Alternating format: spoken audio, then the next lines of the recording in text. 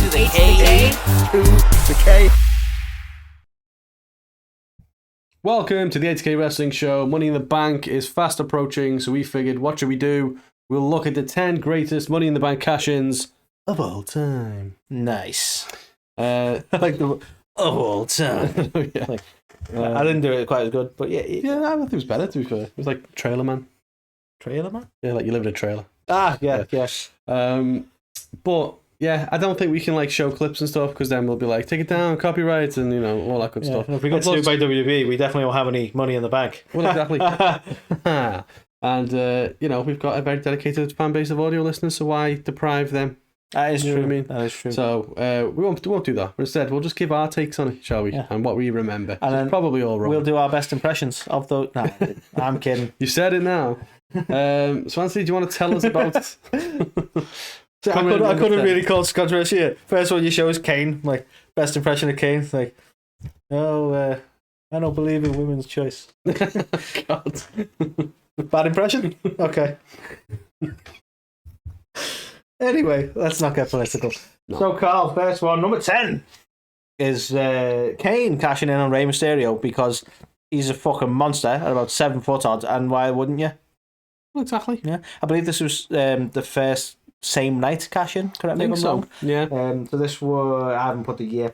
I can't tell you the notes. There you go. But it happened But, at a point in it time. fucking happened. Yeah. And you know, again, I've had this little rant before we went on the air, so I'll have it again. Like, this is the issue I've always had with Ray being world champion, because if you're 7'4" and he's 4 foot something, your chances are pretty good. So why not cash in? Yeah.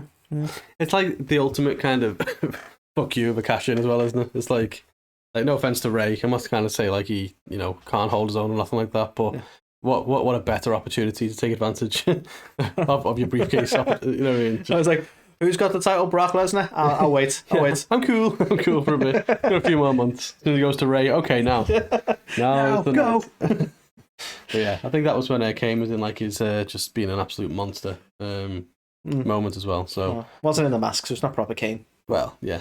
So That's a different story for a different day. yeah, proper Kane had a mask. Let's be fair. He did. Not like this weird like I also weld on the weekends. Yeah, I didn't New like mask. that mask. I didn't mind the red one, but the fact that he's like, yeah, but when Yeah, I walk mine- down to the ring, I wear the welding mask, and you're like, but why? Yeah, But maskless Kane, when he's like, yeah, but I've got one eye different colour to the other. It's like, yeah, it's scary. ooh, see no evil. Yeah, we go. So yeah, that's number 10. Coming in at number 9. Again, I think this cash-in took place on the same night, and it is Alexa Bliss cashing in on Nia Jax. And I did that thing again where I forgot her name and I look at you for a long period of time. Oh, is that what that was? That's what that was. But it came back, and yeah, obviously with these being former tag partners and stuff like that, I just thought this was quite a good cash-in, especially the women's cash-ins have been really fascinating because very rarely do you have someone hold the briefcase for an extended period of time. Like the majority of them have kind of taken place. Yeah, there's not really many where they tried to make it like almost like a gimmick, which I thanked them for. Yeah, but this To be one, honest, but this one was like a fresh kind of like, whoa, they're cashing in on the same night kind of thing for the women. And, you know, Alexa Bliss was always a good champion, I think. So, oh yeah, absolutely. Without a doubt. Deserved to be Without a on there. The fans lost their mind when she came out. And, yeah, it was fun. Fun was had by all. indeed. It's going to be the shortest segment ever. Nah, it's good. We got this. So here's an interesting one, Carl. Nikki Ash, the Scottish lass. ASH, whatever. So this was clearly during the superhero gimmick. Is she still in the superhero gimmick? No. No, good. She's just not on TV. Not so good. Not so good. What I like about this is almost the upset level of it. So this was like one of the many Charlotte championship runs, and is upset by Nikki Ash. Do I have to say ASH? Is that like a rule? Yeah, because she was almost a superhero. So Wasn't Nikki ASH cashing in to win the title from Charlotte, which is, I think, fantastic. And sadly, we never really got a fantastic title run for her. I think she's so deserving of being a world champion, and they've never really, like, I mean, obviously they pulled the trigger here, but this was like quick cash in because obviously she couldn't have a match with Charlotte and win, you know, because no one can do that. I think it was so baffling as well that not only the fact she was the winner, no offense to it, because of the gimmick. Yeah. And I think everybody instantly when she won it went, it's going to be a failed cash in. Yeah, it'd be like Otis all over again. Yeah. Yeah. So yeah, I was quite pleased with the win. I really wish they'd have done more with it. But as far as cash-ins go, it's got to be up there. Yeah, and like the fans, just for the shock factor. The fans were super over as well at the time. Because I remember us going, this isn't great. But then she did manage to get it over. Like if you look at it, if anyone who's watching this, if you look at the shot of the background, all the fans lost their mind when she won. Oh yeah. So right. I think they were just happy Charlotte lost, maybe. I mean, we do cheer for that. Yeah. But speaking of people who were happy who lost the title, next on the list, coming in at number 7, Liv Morgan cashes in same night again. This time, on Ronda Rousey. I kind of like what they did with this because, correct me if I'm wrong, they made it look like, oh yeah, well that's how she beat Ronda, but then she went on to a bit of a title run after this. Yeah. So I know it was all like shenanigans usually, but I like the fact that they didn't just go, well, let's put it back on Ronda now. She's had her moment. Yeah. That was a good shout on that front. Yeah, I think so. I mean, you've been a Liv Mark for a long time, so absolutely. I think you were absolutely correct me if I'm wrong, this is the first title run. Yeah, very first. I think we just saw what a bad run she had with everything that happened. Like, she got brought up, she got put in part of the Riot Squad, and they sacked Ruby, and then they tried to repackage her several times. Like, she takes baths. There's like, what a good gimmick, do you know what I mean? And she was like, I'm a lesbian, I think. Yeah. Was the thing with so Lana, they put it away so quick as well. Yeah. It's like, I see it, was it? Like, they were alluding that she might have been in love with Miro, and then, what was his name? Rusev. Yeah. And he's like, no, I'm in love with you. And then he did nothing at all with it. You're like, what the fuck was this? That's what I mean. I don't know. It was so kind of stop-start, and then she kind of, it took her a while, like, for the fans to get behind her, but she kind of came into her own, but wasn't getting the opportunities, and it was kind of like, push Liv, and they never did it. So the fact she won the Money in the Bank, I think it was like, yes, finally. Honestly, had it not been for recent years, she was almost on the same trajectory as Naomi in terms of like people really want them to pull the trigger and they just aren't. Yeah. They were really doing that for a long time. I think the show she had in the Royal Rumble this year, for instance, says that WWE actually do recognise her as a fucking talent. Really. Absolutely. I'm gutted for her that she's injured now as well. But hopefully she's back soon. And better than ever. But yeah, Eric Bishop. I hate them comparisons because I didn't used to mind the guy, but then I realised what an absolute twat he is. Nah, he's just gone off the deep end. He'll be back. Yeah, we'll see. But drinking the Kool-Aid. But yeah, I was made up she won, but then I think I was kind of like, well, who's she going to cash in on? And I didn't think it was going to be Ronda. And then she came in, cashed in, won, and it was like, holy shit. But yeah, to your point, it wasn't just the end there. She got to kind of carry on for a little bit. And again, the fans, I think, I don't know what happened with it because they didn't give it like to her for long. She had a bit of a run, but it wasn't like the next like week, you know what I mean? She lost it, but she lost it a couple of months later. Yeah, it wasn't like a tremendously long run. I was just pleased it weren't like next night Ronda wins it back, pissed off, because I was highly expecting that, to be honest. Could you imagine?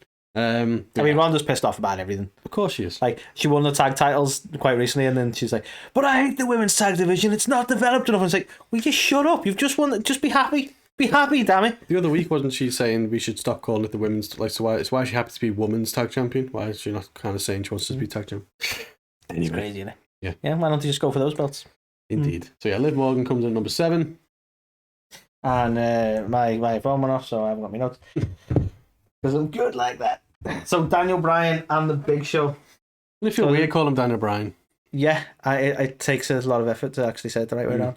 I mean, for me, this was a reasonably memorable cash-in. Like, I don't think this is probably the biggest moment for D-Bry, but again, I think a lot of people were so behind him at this point that it just made sense. And I mean, well, it's the Big Show, isn't it? So no one's going to be upset that he lost. No offense to the Big Show, but at this point in his career, especially, no one's going to be upset that he lost. I love the way you went, well, it's the Big Show. It's like, if that was just his entrance theme spoke. I never even thought about that. Well, he did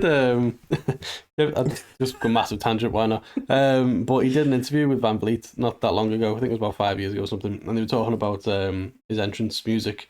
And he was speaking to Jim Johnson, who's a ledge, obviously. And he was like, what kind of music do you want? He was like, I just want blues music, because, it'd be like, I can kind of walk to that and stuff, and I'm not going to, like, run to the ring and stuff. And it was like, well, what kind of... I was like, I don't know, just like, where's the Big Show? I did that, and then went with that. That's what he went with. And that he was is like, so fucking because funny. he absolutely hates his music, and he was like, it's his fault, because he said, well, it's the Big Show. That's what he did. Jim, you fucking legend. Yes. Asking you shall receive, But, yeah, Daniel Bryan at this point was like so over. I'm not sure whether this must have been way before his WrestleMania crown. No, I think this is definitely before that moments, if you will. Yeah, could be wrong, but you could be right. I could be as well. Yeah. But the fans, Equally. I remember after the match, the fans were just chanting for him for a solid 5 minutes before he actually came out, and then it was like, so it was one of those where the fans were just fucking. Obviously, this was at TLC, and I think, whilst you don't go, do you remember that TLC? So it wasn't like that big a deal. But can you imagine TLC without the cash in? Well, yeah. I don't think I've ever gone, do you remember that TLC? Anything. So at least this one's slightly memorable. It definitely needed this moment, because otherwise it'd have been like, oh. Yes. Okay. Indeed. So yeah, 10 to 11 championships for Mr. Bryan. Total losing. No, couldn't think of one. Yes. That wasn't like highly offensive, so I'm going to. So midway points coming in at number 5. Loved this one a lot. So it is. Really? Yes. So Rob Van Dam. Reggie Pender's an ECW again. Well, I used to like ECW back in the day. Had a few VHS tapes. The fuck's a VHS? God. I'm just kidding. Although a lot of people probably will be thinking that. So, because you old. No, you young. Damn. We old. Damn.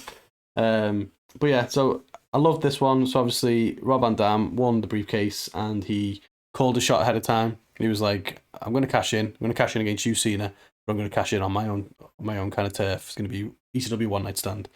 And it was like, "Oh shit!" So fucking lazy. I'm going to cash in on you, Cena, but you have to come here because I can't drive right now. Well, yeah. I mean, maybe you could. But I don't know. I love the fact that it wasn't just like this, because we've seen the surprise stuff happen quite a bit, haven't we? Of like, I wasn't the fact that he was like, I've got a contract. This is when we're doing it. I gave him advance notice, and it was on his turf. It was in ECW. The fans were so hostile against him, and obviously he ended up winning the WWE title in an ECW show. I love how you're trying to sell this concept of like. So what he did, he took the Money in the Bank contract that can be cashed in at any time, and he turned it into a fucking normal contract where they had a match arranged.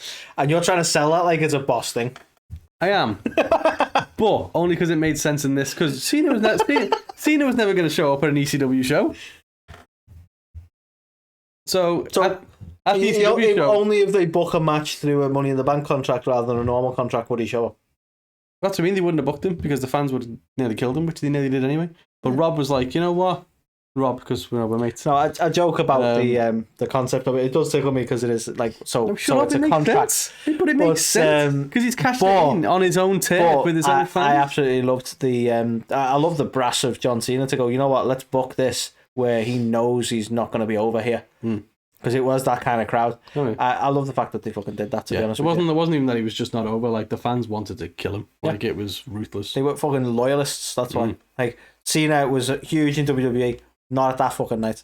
No, definitely not. But yeah, for the fact for Rob Van Dam to become WWE champ, obviously didn't end very well because of the wellness violations that came shortly after it. No, not very well at all. No, but yeah, thought it was a fantastic moment and definitely deserving a number 5 on this list. So, Carl, there's a unique one and deserves to be as high as it is. Maybe even slightly higher, to be honest, but we'll debate that if you want. Okay. So this is Dean Ambrose cashing in on Seth Rollins. Now, the reason I like this so much is because this is probably the second time Seth's been involved in an iconic cash-in, as far as I'm concerned. This was I think the only time that the entire Shield held the title on the same night. Yeah. If you think about it. Because Roman comes in the champion, Seth wins, 9 seconds later, Dean wins. So all three of them held the fucking world title on the same night. And I think that is unique and fun, and I fucking enjoy it. It is very unique. Yeah, Seth, obviously, grueling match with Roman, manages to win, scratch the win, and then is betrayed by his possible enemy friend. I can't remember where they were at this point. Let's call them frenemies. They were all frenemies at this point. And within 9 seconds, bam, Dean's the champion. And as you rightly said, he looks like someone who would be champion in WWE right there, doesn't he? Yeah. Definitely prefer Mox. Yeah. That's what I'm going to say. I know there were some loyalists to old Dean, but I always hated the Lunatic Fringe as a fucking nickname. It's always. They love it though, don't they? They look like. I hate it. I hate the fact that it's such a manufactured thing. Like, they've told us that's what he is. Yeah. Fucking pisses me off for starters. It doesn't even make any sense. Yeah. Like, yeah, it's a whole different segment for that. I was going to go on about fucking Cody Rhodes saying, so what do you want to talk about? Like, they do something once and it's fucking, they do it to death. The only thing that someone does at the minute, like, people will love or let me talk to you, because LA Knight's big. I still don't understand that. That isn't, everyone like thinks it's up there with iconic catchphrases. It's like he's begging for you to listen to him. It'd be funny if he was like, "Let me talk to you," and they all just went, "No." But that's the thing. It's like when you have a catchphrase that can literally be squashed with "no," it's like it's not great. But then again, you've got yes, yes, yes, and no, no, no. So they're dueling catchphrases that can be squashed. Dueling catchphrases. But the only one that works for me at the minute is "Acknowledge Me." It's the only one that. Because it's just the most Roman assholey thing to do. Name of city, acknowledge me. It's like, it's awesome. Acknowledge me's up there. Yeah, the lunatic fringe, suffer and succotash. Not the best. But yeah, to be fair... iconic, though. Iconic. Like, not the heist of the century by any means, but iconic. Spoilers. We haven't got... Well, I didn't even say none. I didn't even say none. Coming in number 3, I love this cash-in. I don't know, man. If I'd have had my choice, this probably would have been 4 and mine would have been 3, but whatever. Okay. So this one, Alberto Del Rio has just retained the belt in an excruciating match on Raw. He's selling the knee or the ankle or something. He's absolutely done in. And Dolph Ziggler's music hits. Which one was it? This is the night after WrestleMania. Yeah. I am perfection. No, I'm here to show the world. Nah, shit music. Come on. Nah, Perfection was a better track. Nah, fuck disagree. That. Straight away. Nah, no. Disagree. No. I Am Perfection was a fucking boss. No. It was a boss for a heel as well. It was a boss track. But for this cash-in, imagine if it was I Am Perfection. Why? No, was... You like literally singing it without any gravitas. Yeah, so you make it doesn't have any. Listen how rubbish this sounds. It's like, that doesn't help. Exactly what. That was exactly. I thought I was listening to it right there. This one is, so much better. I'm here, and he was here to show the world. Practically breaking out the guitar and everything for you, to make it sound so much more awesome. Hang on, something me full on fucking one man band. But yeah, the fact he was there to show the world, Anthony, that he could be the world champion, and and do you know what's so lazy about your fucking... I know we're going off on a tangent. You know what's so lazy about it? Right, I'm here to show the world. If you listen to it for longer than like 5 fucking seconds, it goes right back into the song that is Perfection anyway. Exactly, so it's better. No, it's not, because then you end up with the same fucking lyrics. So I can sing half of the fucking thing. They made it better. I won't sing half of it, but I can sing half of it because I know it. But yeah, this was night after WrestleMania. Fans absolutely lost their minds. This is when he was with Big E and AJ Lee, and they all came down with the briefcase, cashed it in, and we thought he had lost it because he messed it up, and we were like, no! And then he won it. Like, the fans went insane. This was the most over Dolph Ziggler's ever been. Yeah. Ever. And then the shit music hit and he walked away. But yeah, I love this one, to be honest. I think it's such a fucking awesome cash-in. Like, every time you watch it, you just see that it's one of those moments where it doesn't like give you goosebumps, but it's like you see it and you're like, fuck yeah. It's a feel good moment. This is a top like you say, moment. It's not goosebumps, but it's a feel good moment, isn't it? Yes. Got it. I mean, for someone who I think people always want him to be a big deal, this was like a moment when it felt like he was. Exactly. I mean, he didn't end up being one. No. And probably never will be. No. But, at the time, he was them. Yeah. Briefly. So yeah, Dolph Ziggler, number 3. Right, Carl. Edge. This is Johnny C. The first ever cash-in. Oh, yeah. By the rated R superstar. Mm-hmm. The legend that is Edge. Now, it's funny, actually, because I never really thought about Edge being the first ever cash-in. I think it'd almost be, like, lovely if he won the Money in the Bank again. Do you think? Like, right now, this year. He's not in it. Yet. Well, yeah. Logan Paul wasn't in it till yesterday, so... Yeah. I mean, even weirder. It's like, how did he end up with the briefcase? I don't know. Went through some sort of legal battle with JBL. I don't really know the details, but he's got the case now. Do you know what, though? Like, not to, like, obviously talk to your thing, not step all over it, but this was obviously where he won the world title for the very first time. He was never a world champion until this moment. This is when Rated R became main event level. It'd be nice for him to hold a championship and do the honours for someone else who's never been the main champ and to drop it to them on his way out. I think that'd be nice. Yeah. But anyway. I've also decided we should probably do the counterpart to this segment where we do the fucking weakest, like, not even cash-ins. Just Money in the Bank moments.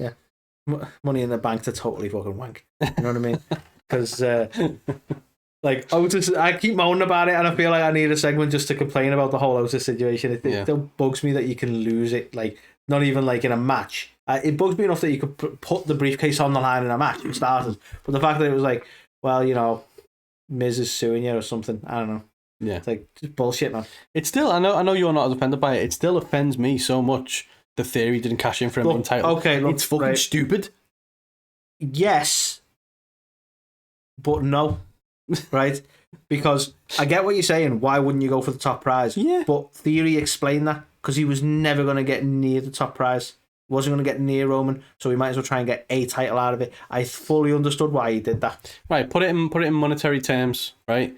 You can cash this briefcase in for £1 million, or instead you can have this one for 50. You're taking the variable out. Why? Because it's not. You definitely get it's then. Chances. You can cash this in for a possible, like a 1 in 100 chance of £1 million, or a 1 in 5 chance. It's a 1 in 2, isn't it? So you can cash this in for a coin toss at £1 million, or you can cash this in. It's not. You either win or lose. You cash in. No, because the odds of beating Roman were significantly less. That's the point. Is that true? It was harder to get anywhere near. Every time he went near the man, he got fucking decked. Even by Tyson Fury at one point for no reason. We've seen fights and matches where the underdog wins in surprising fashion.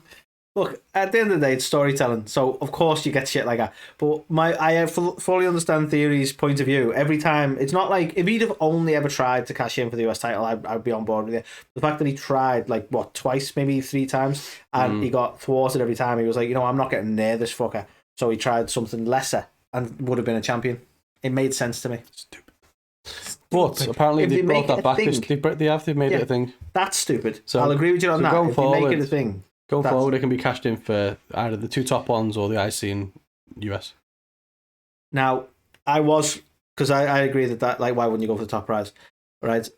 But that being said, I always wanted Otis to cash in on a tag opportunity with Heavy Machinery at the time. Yeah, I didn't like that idea either. Well, fuck you. I like that idea. It was a boss idea and no one did it. No, it wasn't. Anyway, sorry. Did you have any more to say about Edge is cool. Edge is cool. Yeah. I liked how Vince McMahon was the one to come out and kind of say he's cashing in his opportunity because it's like, ooh. And after that, it was just kind of like they'd run down and a referee would be called or whatever. But Vince was like, he's cashing it in. Yeah. And now he's like, I'm retiring. Just kidding. Yeah. Basically. Different now. But yeah, that's our runner-up, which means, and you might have guessed, if somebody can't keep their mouth shut, coming in at number 1, Heist of the Century. This is one of the moments I'll never even be topped. This ruined Money in the Bank, really. Yeah. Did because you're never going to do better than this. You're never living up to it. Right? Did this win our best? It was our best WrestleMania moment, wasn't it? So, right? Yeah. We should probably do a poll for best moments of all time and see where this ranks. Dirty mind. To see where this ranks because I can't think of many other. I think you should. I think you should put it out there on socials because I think this got to be. I would dare say number 1. It's up there. I suppose it depends how far back in history you go as well. Yeah. If you do moments in general, if you go back far enough to certain iconic moments, that'll never be topped, you know? Yeah. Like Andre, Hogan. You got to put it over. Well, that was a WrestleMania moment, and this. Oh yeah, we always got voted over it, didn't it? I picked a really bad one there. Sorry, but no, I get your drift. But yeah, with the context and everything behind this, if nobody wanted Brock to retain, nobody wanted Roman to win, and it was like, well, how do you keep both of them strong to a degree, but then give the best outcome? Honestly, it's funny, really, because this, in a weird way, this kind of reminds me of do you remember when it was Goldberg Brock, wasn't it? When when nobody wanted the match because they were both leaving WWE and everyone kind of just put soured on the match. Yeah. It was kind of like that in terms of nobody wanted either of them to win, and it was kind of the whole match was kind of sour. Yeah. And this saved the fucking day. This cash-in saved the fucking pay-per-view. The funny thing is, as well, is they didn't learn from it because a couple of years later they did Roman Brock and it was booed out the building, and that's when Brock got backstage and fucking frisbeed the title of McMahon's head. And it was like... And he had that pointy base to it at the time, so it just got stuck in the wall. So yeah, they didn't learn the lesson. But yeah, he absolutely saved this. He saved that WrestleMania, to be fair, because fans were just like, why are we seeing this as our main event? So imagine if they had not a cash-in, if they'd have just doubled down on it. Yeah. God, shudder to think, but this was so surprising as well because he'd lost earlier in the night to Randy Orton. So you're like, oh, we've seen Seth tonight. It won't be tonight, obviously. Yeah. And then it was just like, you know what I mean? Just came out of nowhere, and it was just so like, holy shit, brilliant moment. So indeed, never be beat. As you said though, greatest cash in, and it's a shame they've ruined Money in the Bank. Yeah, Because you never beat that cash in. how do you top it? You don't. Or what they could do is have somebody win the briefcase and then proceed to have some sort of legal battle. Sorry. I know, I'm a broken record. Fucking Otis with your stupid cat. It's not your fault. I know, Otis. You're doing fantastic at the minute with Alpha Academy and everything, but... Thank you. Nice. Anyway, time for you to shoosh, because, yeah, let us know what you think. Do you agree? Do you disagree? Who's right? Who had the better moments? Was it Dolph Ziggler? Was it fucking Dean Ambrose? Dean. Dolph. Dean.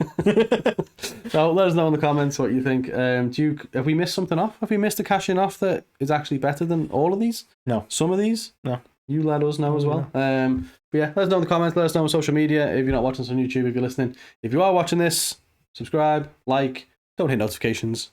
Who wants to be bugged by us?